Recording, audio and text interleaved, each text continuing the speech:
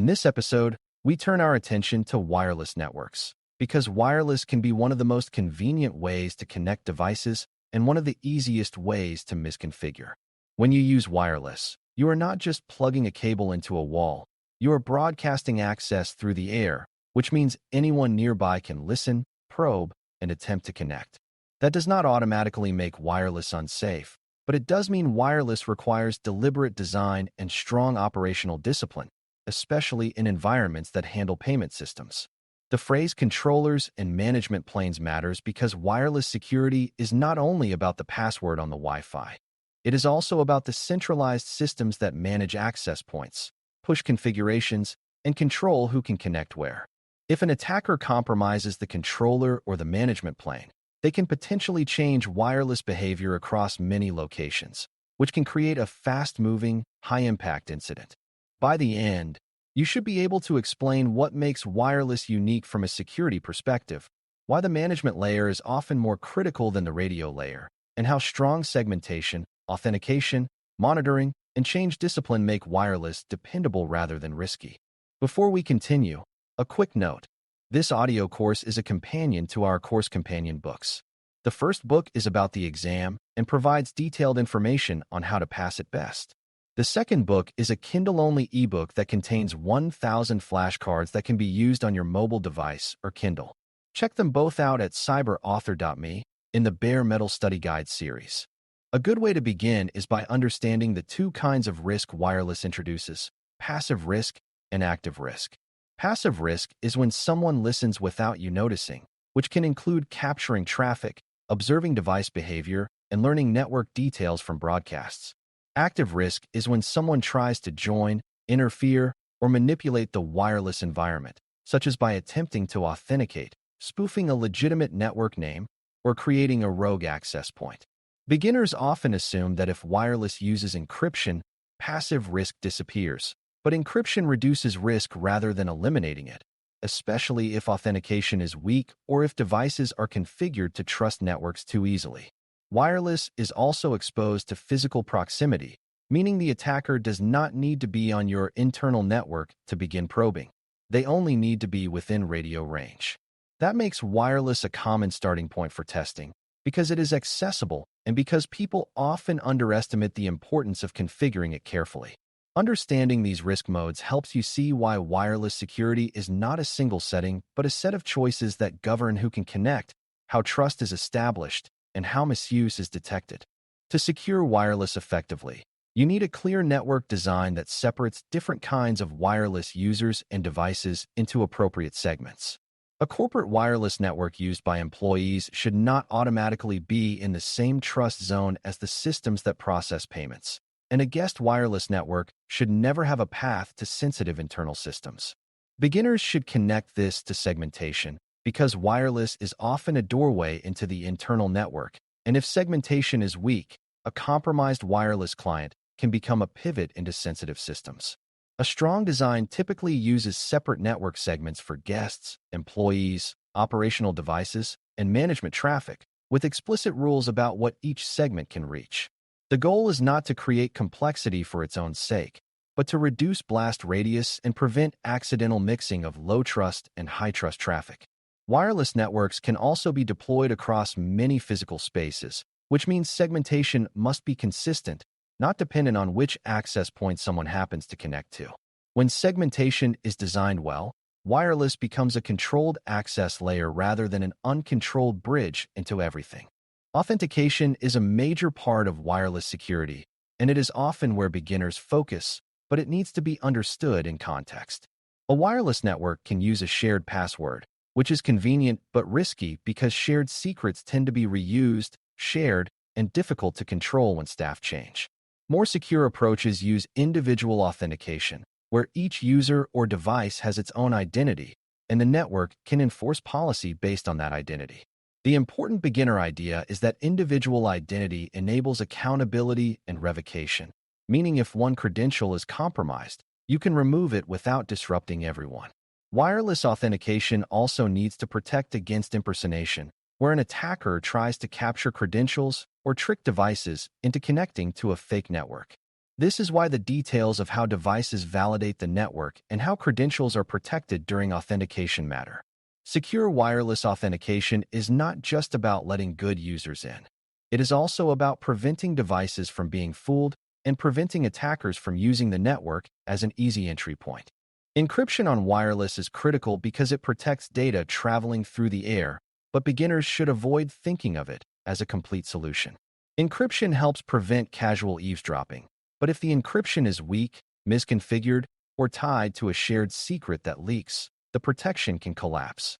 Wireless encryption also has to be paired with secure key management and secure device configuration, because the strength of encryption depends on how keys are created, distributed, and rotated. Another subtle issue is that some devices remember networks and reconnect automatically, which can be exploited if devices do not validate that the network they see is truly the intended one. A secure wireless design, therefore, includes careful configuration of devices, policies that restrict which networks devices can join, and protections against downgrade or legacy modes that weaken encryption. Beginners should also notice that encryption protects confidentiality of traffic, but it does not automatically protect the network from being misused by an authorized but compromised device. That is why encryption is a foundation, but segmentation, monitoring, and strong access control still matter after a device connects. The controller is the brain of many wireless deployments, and understanding its role is essential for securing wireless beyond the radio layer. A wireless controller manages access points, pushes configurations, coordinates roaming, and often enforces access policies centrally.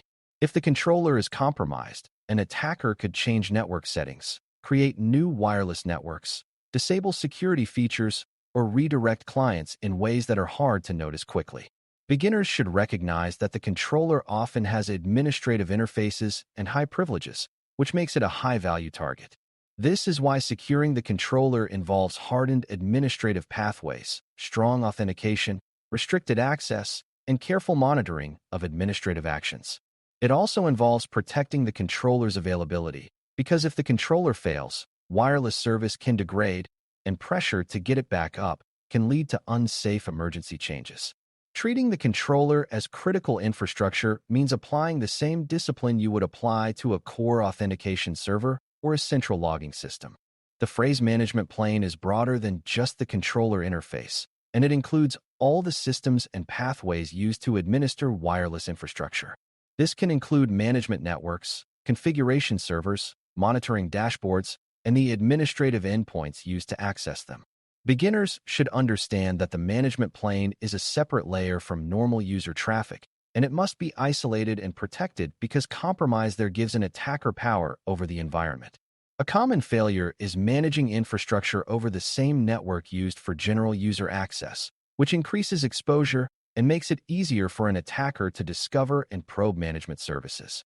Secure design isolates management traffic into dedicated networks, limits which devices can access management interfaces, and requires strong authentication like multi-factor authentication, MFA, for administrative access.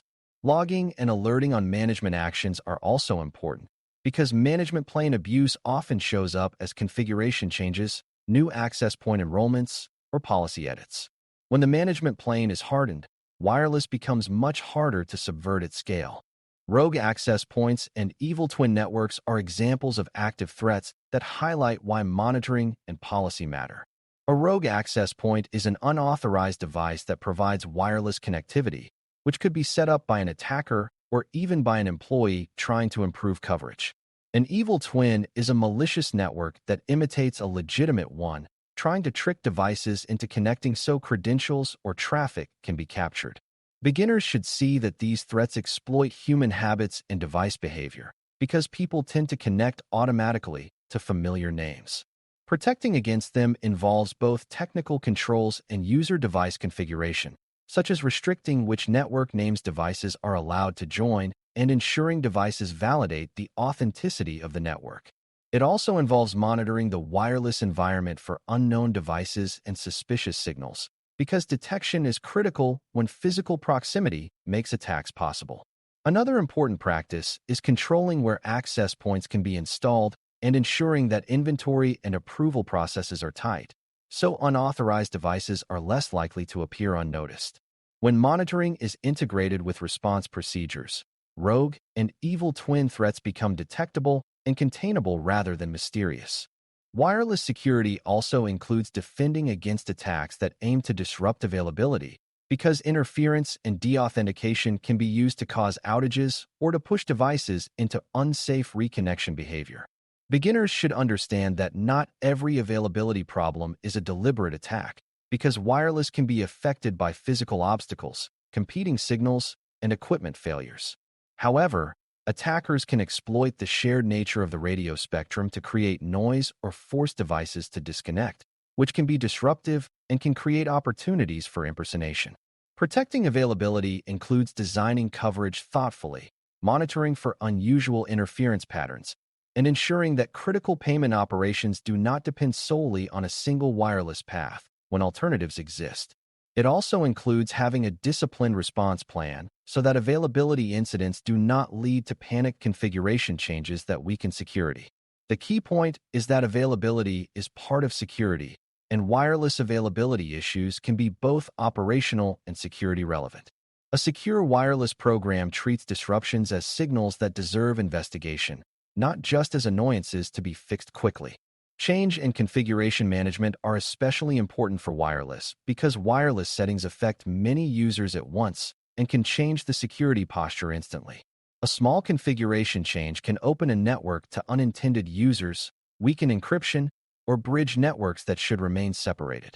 Beginners should connect this to disciplined workflows because wireless environments are often adjusted frequently to support new devices, new locations, and new business needs. Without change discipline, teams may introduce exceptions for convenience, such as allowing older insecure modes for a legacy device, and those exceptions can become permanent risk. Secure wireless governance defines standards for encryption, authentication, segmentation, and management access, and it requires review and documentation for changes. It also includes periodic audits of wireless configurations to detect drift, because drift can occur when access points are replaced, firmware is updated, or templates are modified. When wireless changes are governed, the environment stays predictable, and predictability is what makes both security and troubleshooting easier. Logging and alerting should extend into wireless infrastructure, because the wireless layer produces valuable signals about authentication attempts, device behavior, and configuration changes. Beginners should understand that wireless logs can help detect brute force attempts, repeated failures, unusual device enrollments, or sudden changes in access patterns. These logs should be centralized and correlated with other security events, because wireless incidents often connect to broader stories, such as credential compromise or attempts to reach sensitive internal systems. Logging also supports forensics, because if a suspicious device appears on the network, logs can help determine when it first connected and what it accessed. At the same time, logging must be handled carefully to avoid collecting unnecessary sensitive information, and access to logs should be controlled because they can reveal network structure and device identifiers. Tuning alerts is important here because wireless environments can generate lots of noise, and you want alerts that indicate meaningful risk, such as access attempts to sensitive segments or repeated authentication failures from unusual locations. When wireless monitoring is tuned and integrated, it becomes a strong detection layer that complements segmentation and access control. As we close, securing wireless networks, controllers, and management planes is about treating wireless as a real security boundary rather than as a convenience feature. Wireless is different because it is broadcast-based, proximity accessible, and often relied on by many devices, which makes it a tempting target for both opportunistic and deliberate attackers. Strong segmentation ensures wireless clients do not become direct pathways into sensitive payment systems, while robust authentication and encryption protect access and confidentiality across the air. Controllers and management planes must be hardened because they control the entire wireless environment, and compromise there can have fast, wide impact. Monitoring for rogue devices, unusual authentication patterns, and management changes provides detection that is essential when physical proximity makes probing easy. Disciplined change control and governance keep wireless security from drifting into unsafe shortcuts over time, preserving consistency and trust. When these layers work together, wireless can be both usable and secure, supporting business needs without creating an invisible entry door into the payment environment. Thanks for listening. For more audio courses, daily newsletters, and more, please visit baremetalcyber.com.